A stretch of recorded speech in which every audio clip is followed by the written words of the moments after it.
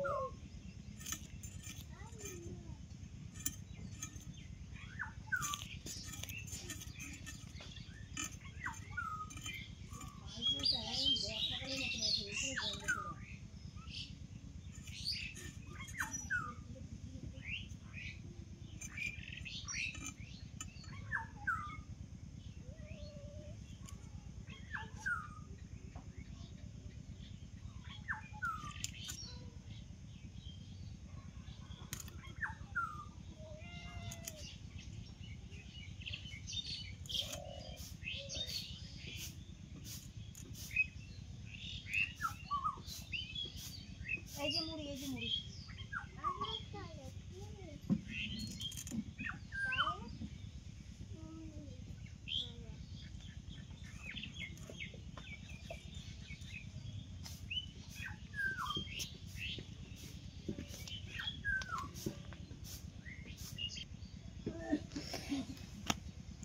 সব ফেলে দিচ্ছিস এখানে রাখ, খোসাগুলো ছাগলরে খাইয়ে দেবো। কি কলার খোসা, কলা দিয়ে দিয়ে মুড়ি দিয়ে দিয়ে খাও, কলা দিয়ে মুড়ি দিয়ে খাও। সর সর এদিকে আয়।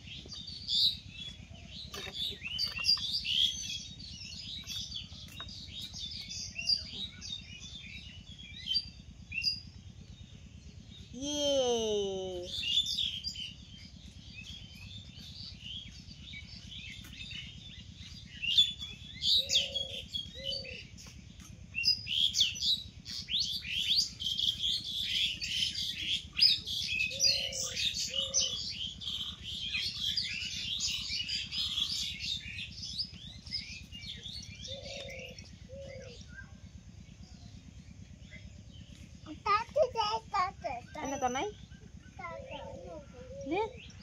নে নে আবার যাও তো তনাই দাদাকে দিয়ে আসো তো।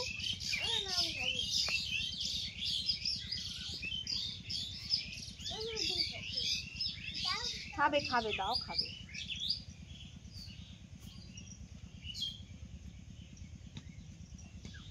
কি খাইছিস তনাই সকালে? তোমার ফুল তুলতে গেছে?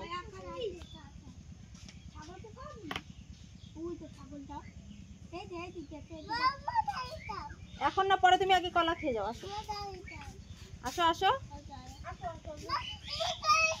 এই যে তোমারটা। মা খাবে না কেন? আমি রেখে দিলাম।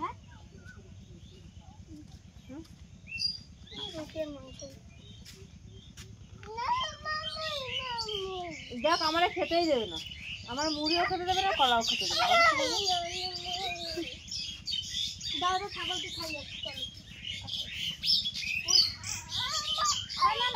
খাচ্ছি না খাচ্ছি না খাচ্ছি না, রেখে দেবো। যা যা থাক থাক থাক, রেখে দিয়েছে মা, রেখে দিয়েছে। সকালে মুড়ি কলা খেয়ে দিয়ে তারপরে গেছিলাম পুকুরে। আমাদের পুকুর ঘাটে গেছিলাম জামা কাপড়গুলো কাচাকাচি করতে। তো পুকুর ঘাট থেকে বাড়ির দিকে যাচ্ছি।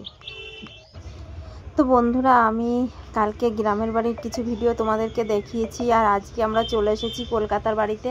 তো তোমাদেরকে ভিডিওটা শেষ করতে পারিনি, তাই আমি গ্রামের বাড়িতে এসে পড়েছি, আর শরীরটা খুব খারাপ ছিল, তো সেই কারণে আমি ভিডিওটা শেষ করতে পারিনি, তোমাদের আর দেখাতে পারিনি, শরীরটাও একটু খারাপ ছিল।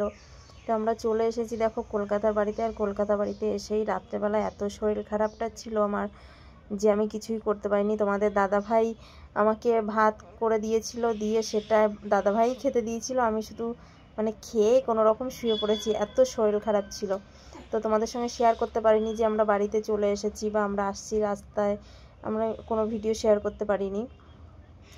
তো পরের দিন সকালে দেখো, সকালে ঘুম থেকে উঠে তোমাদের দাদাভাই ভাত বসিয়ে দিয়েছে, আর আমি ভাবলাম বাসনটা একটু ধুয়ে নিই। তো বাড়িতে ছিলাম না, আর এদিকে দেখো পাতা পড়ে কি অবস্থা হয়েছে, প্রচুর হাওয়া দিচ্ছে। ছোট্ট একটা শিউলি ফুল গাছের, সেই গাছের পাতা পড়ে দেখো কি অবস্থা, গাছটা পুরো ফাঁকা হয়ে গেছে। তো আমি ভাবলাম সকালবেলা তোমাদের দাদাভাই যখন রান্না বান্নাগুলো দেখছে, আমি ততক্ষণে এই জায়গাটা একটু পরিষ্কার করে নিই। তো সেই কারণে ঝাড়ু দিতে চলে এসেছি। আর গ্রামের বাড়িতে বড় ছেলেটাকে রেখে এসেছি, তো ঠিক মন মেজাজটাও ঠিক ভালো নেই, মানে মনে হচ্ছে কোনো কিছুই ভালো লাগছে না। আসলে বাবা মা, তো বাবা মার কাছে ছেলে মেয়ে কাছে থাকলে একরকম, আর দূরে থাকলে আর এক রকম, সেটা তো সবার সঙ্গেই হয়।